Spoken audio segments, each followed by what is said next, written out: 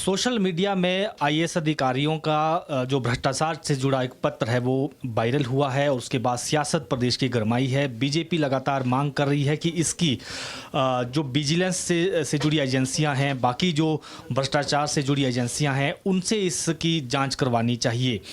इसी विषय पर बातचीत के लिए खबरें अभी तक के साथ मौजूद हैं मुख्यमंत्री के प्रधान मीडिया सलाहकार नरेश चौहान। इनसे बातचीत करेंगे। चौहान साहब, बीजेपी डिमांड कर रही है, पिछले कल प्रेस कॉन्फ्रेंस भी की रणधीर शर्मा, उन्होंने कहा कि जो ये पत्र वायरल हुआ है इस पर जांच होनी चाहिए और दूध का दूध पानी का पानी होना चाहिए, और अगर जांच में कोई इसमें सही पाया जाता है उस पर कार्रवाई करनी चाहिए। आखिर जांच से सरकार पीछे क्यों हट रही है, ये उनका आरोप है।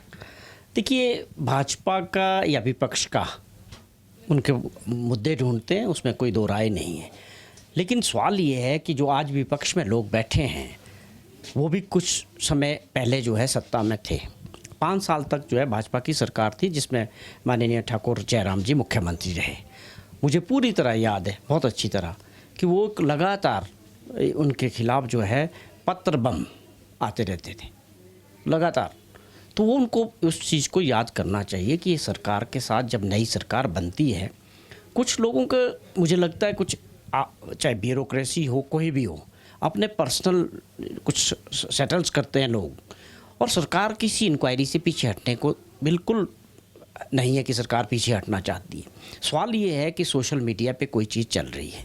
सोशल मीडिया एक ऐसा प्लेटफॉर्म है, कहाँ क्या होगा, बहुत बड़ा प्लेटफॉर्म है, और कब किसके खिलाफ कौन क्या बोलता है, तो उस पर इंक्वायरी करना, और ऐसे पत्र की बात करें जिसमें कोई शिकायत करता नहीं है, ये सबसे बड़ा सवाल है। कि जो शिकायत करना चाहता है वो आए, सरकार को भेजे, मुख्यमंत्री कार्यालय को भेजे, सरकार को भेजे, पुलिस को भेजे, विजिलेंस को भेजे, बजाय सोशल मीडिया पे डालने के, और अपना नाम भी बताए। सरकार एकदम से, हमारी सरकार की और माननीय मुख्यमंत्री जी की साफ सोच है। हमारी जो पॉलिसी है ज़ीरो टॉलरेंस अगेंस्ट करप्शन है, हम उसी को आधार मान के आगे बढ़ रहे हैं।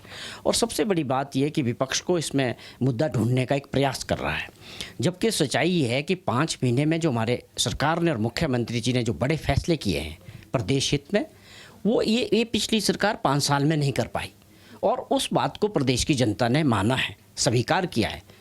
हाल ही में जो चुनाव हुआ नगर निगम शिमला का, जिस प्रकार से 2/3 बहुमत से कांग्रेस पार्टी ने जीत दर्ज की है, तो हम इसको मानते हैं कि हमारी सरकार ने और मुख्यमंत्री जी ने जो 5 महीने के अंदर जो फैसले लिए उसको प्रदेश की लोगों ने स्वीकार किया है।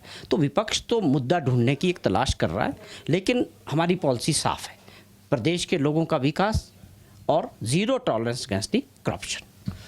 उनका कहना ये था कि जो कंपनी का जिसका जिक्र हुआ है उसको लेकर जो उसमें ईओटी है वो दी गई है, कैबिनेट में बाकायदा अप्रूवल दी गई है जो नियमों के विपरीत है, तो ऐसे में इस पूरे मसले की जांच होनी चाहिए। इस तरह के केसेस अमूमन नहीं होते हैं। नहीं, हम तो तैयार हैं, हम तो कह रहे हैं कि कोई भी कंप्लेंट आएगी जिसका आधार होगा, कंप्लेंट करने वाला होगा, उस पर हम इंक्वायरी करेंगे। हमें तो किसी को कोई बचाने का मतलब ही नहीं है। लेकिन सवाल ये है कि सोशल मीडिया पे कोई बिना नाम के डाल दे, सरकार को कोई कंप्लेंट नहीं भेज रहा है, पुलिस को कोई कंप्लेंट नहीं भेज रहा है, तो आप उसकी गंभीरता को समझ सकते हैं कि इसके पीछे क्या मंशा हो सकती है। लेकिन आगे आने वाले समय में कोई गंभीर मामला होगा जब हमने साफ मंशा कर दी है कि हम तो भ्रष्टाचार के खिलाफ है, किसी भी इंक्वायरी के लिए तैयार रहेंगे जब कोई दिखेगा कि है इसमें। लेकिन यहाँ तो कुछ सब सोशल मीडिया की बातों को कितना गंभीरता से लिया जाए, जब कोई व्यक्ति आगे आके नहीं बता रहा है कि ये मैं हूँ, मैंने ये कंप्लेंट की है, मेरे पास कुछ फैक्ट्स है और मैं इस आधार पे ये करना चाहता हूँ, तो आए आगे, कोई होगी इंक्वायरी करने से कोई परहेज नहीं। चौहान साहब, आजकल देश में एक मुद्दे को लेकर चर्चा चल रही है, संसद भवन को लेकर, और उसमें कांग्रेस ने हालांकि बॉयकॉट भी किया है कि उसका उद्घाटन में नहीं जाएगी, बाकी भी विपक्षी दलों ने बॉयकॉट किया है। इस पूरे घटनाक्रम को आप कैसे देखते हैं? आखिर प्रधानमंत्री से संसद भवन का उद्घाटन क्यों नहीं हो सकता, ये सवाल जो है बीजेपी पूछ रही है। सवाल ये है कि देश के जितने भी बड़े विपक्षी दल हैं जो राष्ट्रीय स्तर पे हैं, जिसमें कांग्रेस पार्टी एक सबसे बड़े विपक्षी पार्टी है देश की, और भी लोग हैं जिनका ये कंसर्न था कि जो पार्लियामेंट हाउस बना है, क्यों नहीं हमारे देश के महामहिम राष्ट्रपति जी से उनका उद्घाटन कराया जाता, एक गरिमा रहती और सब लोग उसको बड़े जोश के साथ करते। क्योंकि एक पार्लियामेंट है, पार्लियामेंट एक ऐसी जगह है जहाँ सत्ता पक्ष के लोग भी बैठेंगे, विपक्ष भी बैठेगा, सबको बैठना है। तो क्या ऐसी कौन सी मजबूरी है कि वो राष्ट्रपति जी से नहीं हो सकता?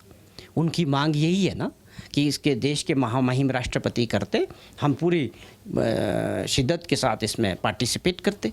तो ये आखिरकार जिस प्रकार से हर जगह ये अपना एक एजेंडा लेके चलने का जो प्रयास कर रहे हैं, मुझे लगता है ये सबसे बड़ा कारण है कि जो सभी विपक्षी दलों ने आज उसमें पार्टिसिपेट नहीं किया। 2024 के जो लोकसभा चुनाव हैं, अब ज़्यादा वक्त नहीं है, 1 साल से कम वक्त हम कह सकते हैं कि रह गया है।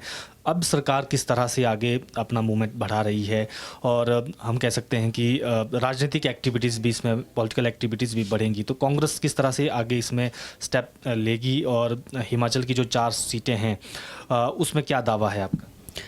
देखिए, सवाल ये है कि चुनाव पहले विधानसभा का हुआ, उसके 5 महीने बाद शिमला नगर निगम का हो गया, अब अगला चुनाव देश का चुनाव है, लोकसभा का चुनाव आएगा 24 में। तो चुनाव तो एक प्रक्रिया ये चलती रहेगी, उसके लिए पार्टी जो होती है, संगठन होता है, वो अपनी तैयारियां निरंतर करते रहते हैं। लेकिन जहाँ तक सरकार का सवाल है, जो हिमाचल प्रदेश में कांग्रेस को लोगों ने मौका दिया है, उसके पीछे सबसे बड़ा कारण था कि पिछली 5 साल में जो सरकार रही भाजपा की, वो विकास की दृष्टि से हिमाचल को आगे नहीं ले जा सकी और मुख्यमंत्री फैसले नहीं ले सके। अब लोगों की एक बहुत बड़ी उम्मीद हमारी सरकार से और मुख्यमंत्री जी से, तो हमको जो ये 75,000 करोड़ रुपए का जो कर्जा छोड़ के गए और 11,000 करोड़ रुपए की जो लायबिलिटीज़ हैं एम्प्लॉयज़ की, पेंशनर्स की, डीए की, सब कुछ छोड़ के गए, डीए तक नहीं दिया।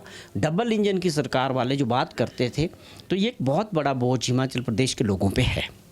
माननीय मुख्यमंत्री जी बार बार इस बात का जिक्र करते हैं कि हमारी सबसे पहली प्राथमिकता है कि हम इस कर्जे के बोझ से आने वाले समय में प्रदेश के लोगों को और प्रदेश को बाहर निकालें। उन्होंने इसके लिए कहा है कि 4-5 साल का समय लगेगा, हम आर्थिक स्थिति को ठीक करेंगे और विकास जो पटरी पे उतरा है उसको तेज़ी से आगे बढ़ाएंगे। तो ये हमारी प्राथमिकता है कि लोगों की जो समस्या है उसका निवारण किया जाए, लोगों के बीच सरकार जाएगी, हर वर्ग की समस्याओं को जो है, जो हमने वादे भी किए उसको पूरा करेंगे।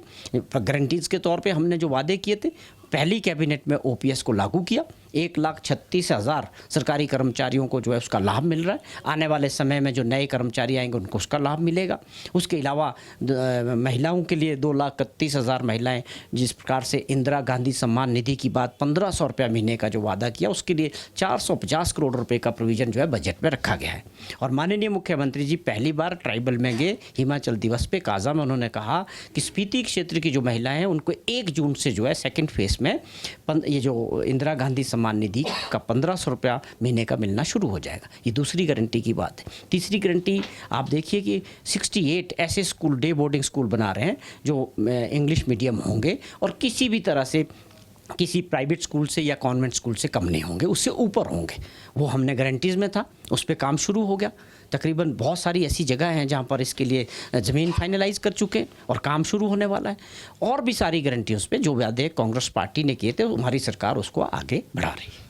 आखिरी प्रश्न है, मंडी में एक शानन प्रोजेक्ट है, उसको उसकी लीज़ जो है वो ख़त्म होने वाली है। पंजाब को जानकारी की पत्र भी मुख्यमंत्री ने लिखा है। आपको क्या लगता है कि अब पंजाब को वो प्रोजेक्ट जो है वापस हिमाचल को देना चाहिए ताकि हिमाचल प्रदेश अब उस प्रोजेक्ट को आगे रन करे? देखिए, स्वाभाविक तौर पे है, उस पर 99 साल का जो लीज़ का समय था वो अगले वर्ष पूरा होने वाला है। ये एक कानूनी मामला है, मसला है, और मुख्यमंत्री जी ने निश्चित तौर पे, हमारे राइट्स है, राज्यों का राइट है, वो प्रोजेक्ट हमारे राज्य के अंदर है, हमारे राइट्स भी है उसमें। जब लीज़ ख़त्म हो गई उसको किस तरह से वापस आना है तो वो हमारा फ़र्ज़ है, और मुख्यमंत्री जी ने बेखूबी उसको अगर चिट्ठी लिखी है तो हमारा राइट बनता है कि जब लीगली ये ज़रूर है कि वो उन्होंने कंसल्ट किया होगा कि हमारे लीगल राइट्स क्या है। और पंजाब को भी हम ये आग्रह करेंगे कि जो अगर वो समय ख़त्म हो चुका है या होने वाला है और उसके बाद वो सारी पूरे का पूरा प्रोजेक्ट हमको मिलना है, तो उसमें हमको लेना चाहिए, वो हमारा अधिकार है, उस अधिकार के लिए लड़ाई लड़ेंगे। बिल्कुल, ये थे मुख्यमंत्री के प्रधान मीडिया सलाहकार नरेश चौहान, और इन्होंने कहा कि जो ये पत्र वायरल हुआ है ये केवल सोशल मीडिया में पत्र वायरल हुआ है, और ऐसे में अगर कोई व्यक्तिगत तौर पर सामने आता है और जांच की मांग करता है तो सरकार किसी भी तरह से इस जांच से पीछे नहीं हटेगी। वीडियो जर्नलिस्ट अंकुर के साथ प्रदीप ठाकुर, शिमला।